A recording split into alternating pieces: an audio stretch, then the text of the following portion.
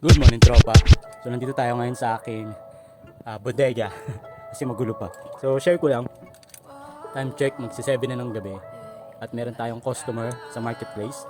So binili niya itong ating vintage 4G. So binenta ko to ng 500 pesos.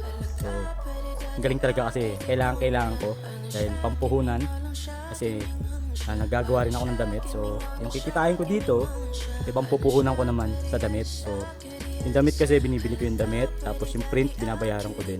So ako lang bahala sa marketing. So thank God, dahil dito, ipambayad na ako dun sa print ng damit. Galing, diba?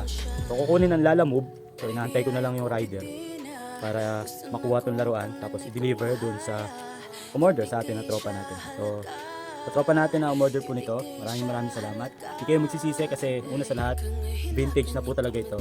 All goods pa yung mga gulong. Yung mga sinaunang laruan na ganito na vintage, napakatibay talaga. Bakal na bakal. So gumagana po yung mga gulong niya. Nakikita nyo naman sa itsura pa na vintage talaga. So maraming salamat. So baba na ako. Papak na natin to. And then antayin natin yung rider. Kaya ako.